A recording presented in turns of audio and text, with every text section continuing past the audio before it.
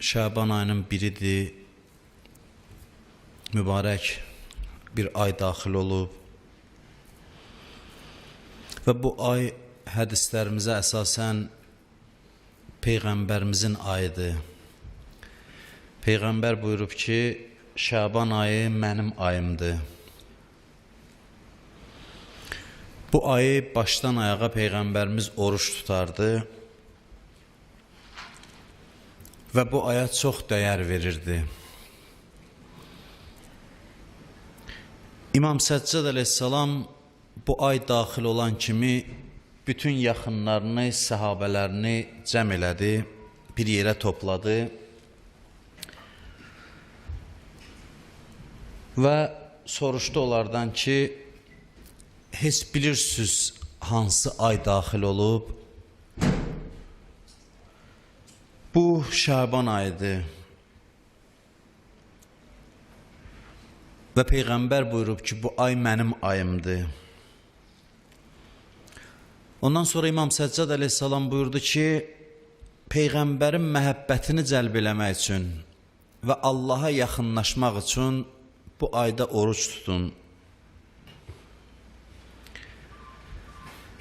Kim bu ayda bir gün oruç tutsa, Peyğəmbərimiz buyurub, Allah cənnəti ona vacib eləyər. Cənnət ona vacib olar.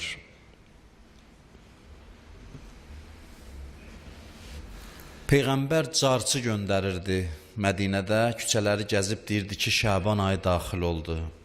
Şaban ayının biridir. Yəni, bunu bildirmək istəyir ki, bu bir hadisədir bu ayın gəlişi. Elə belə sıradan bir ay deyil. Yəni, bunu hazırlıqla qəbul eləyin. Şaban ayının girişi mömin üçün, müsəlman üçün bir hadisədir, mühüm bir hadisədir. Bu ayın fəzilətli əməllərindən biri istiğfar eləməkdir. Bacararsınızsa, əgər bugündən başlayaraq, hər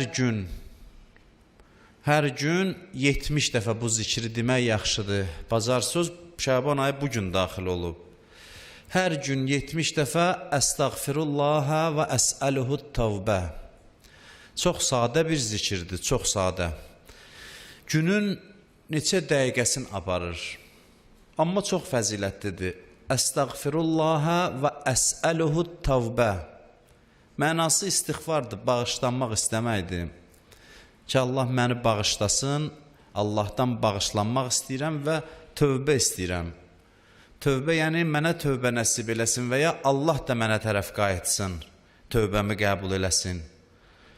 Gündə 70 dəfə bu zikri demək insanın qəlbində bir rahatlıq yaradar. Həm də bağışlanmağa səbəb olar. İnsanın bağışlanması Allahın istəyidir. Allah özü bəhanələrlə insanı bağışlayır. Xüsusən də bu aylarda Allahın rəhməti insanlara daha yaxın olur. Bəzən deyirlər ki, bu nəyə lazımdır? Rəcəb ayı, Şaban ayı, bunlar hamısı Allahın rəhmətinin təzahürüdür. Burada bir pis bir şey yoxdur. Allah müəyyən günləri, ayları, yerləri rəhmət qərar verməklə bizim üçün qapılar açır. Biz hərdən təəccüblənirik və buna da narazılıq eləyirik ki, indi nə oldu, Şaban ayda biraz artdı, Rəcəb ayda artdı. Bunlar hamısı Allahın bizə rəhmət nəzəridir. Bundan məmnun olmalıyıq ki, Allah bəzi zamanları fərqləndirib ki, daha tez bağışlasın bizi, daha böyük rəhmətə şamil eləsin bizi. Yəni, bu Allahın bizə olan rəhmətinin təzahürüdür. Bu ayları sadəcə olaraq başqa aylardan fərqləndirməyimiz lazımdır. Xüsusən də Şaban ayını. Şaban ayı artıq Ramazan ayına yaxınlaşdırır bizi, hazırlayır bizi. Ramazan ayına təmiz daxil olmaq üçün artıq Şaban ayından hazırlaşmağımız lazımdır. Heç kəsə də vacib bir öhdəçilik qoymayıb Allah Şaban ayında. Adam var bir ay oruç tutur, adam var bir gün tutur, adam var 3 gün tutur, adam var bu zikri deyir. Hər halda burada seçim imkanı verib, heç kəsə də vacib buyurmayıb nəysə, biz etiraz eləyək. Vacib deyil, bu müstəhəbdir, bəyəniləndir, amma ki, hər halda əlavə fürsətlər də Allah bizə verir. Yaxşı deyil adam heç bir fürsətdən istifadə eləməsin. Ay gəlsin, keçsin, heç o bir aylarla fərq eləməsin. Bu bir növ ədəbsizlikdir Allahın huzurunda.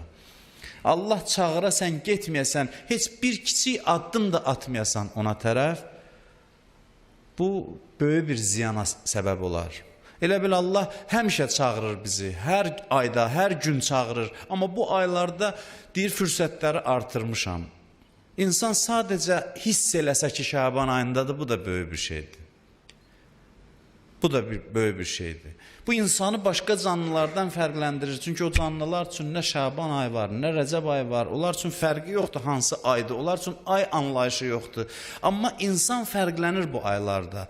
Hiss eləyir ki, xüsusi bir rəhmətdə qərar tutub. Hiss eləyir ki, ilahi ziyafət gəlir qarşıdan. Allah qonaqlığına gedir. Xoş əhval-ruhiyyə ilə bu aya daxil olmaq üçün Ramazan ayına bir neçə müddət əvvəldən hazırlaşmağımız lazımdır.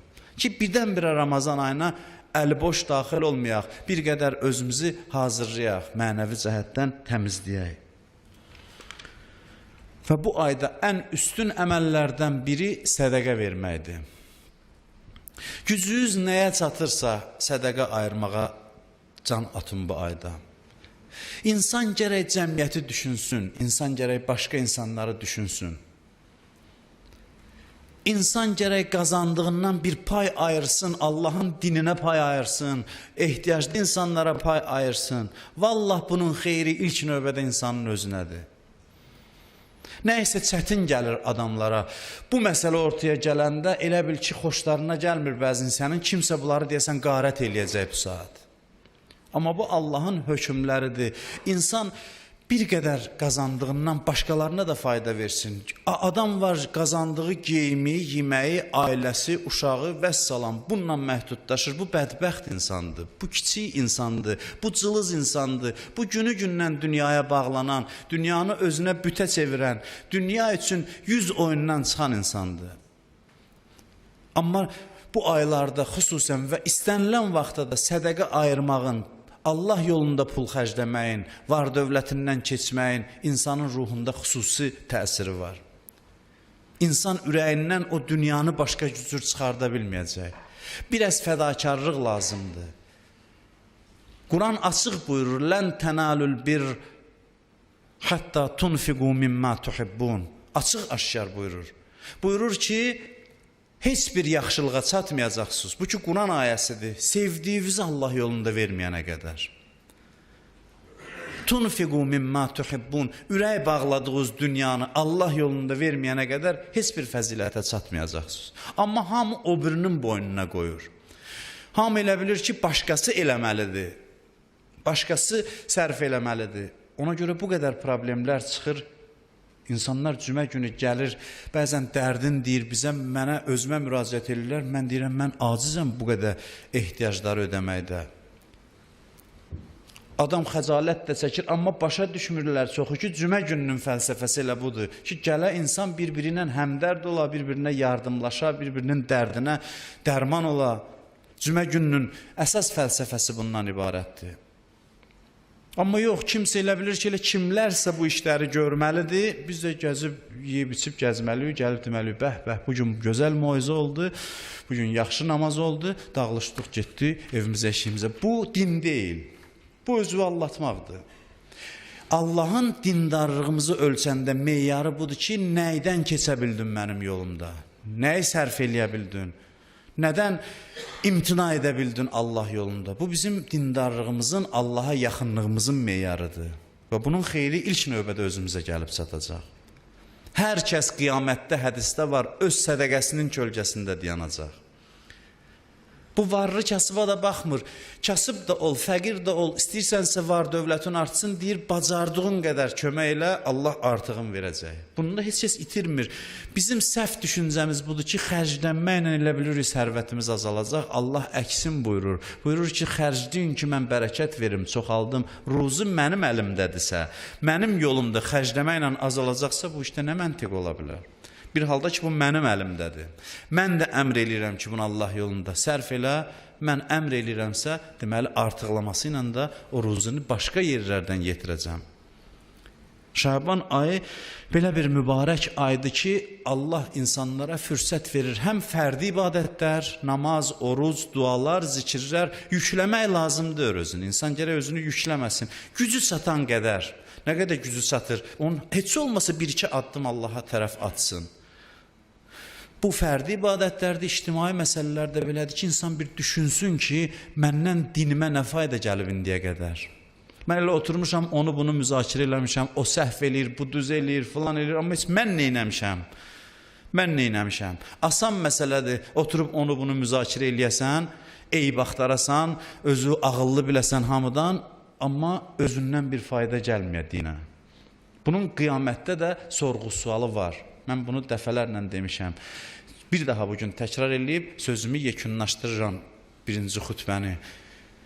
Ki, qiyamət günü sorğu-suallar içində biz ancaq elə bilirik, bizdən günahlar soruşulacaq, bir də vacib namazlar. Amma Allahın sorğu-sualında ən əsas məsələlərdən biri budur ki, bu işləri görə bilərdin, niyə görmədin? Bu sual ağır suallarındandır qiyamətin. Bu Allahın dininə, İslama, millətvə, xalqıva, yaxınlarına səndən nəsə bir fayda gəldi yoxsa yox?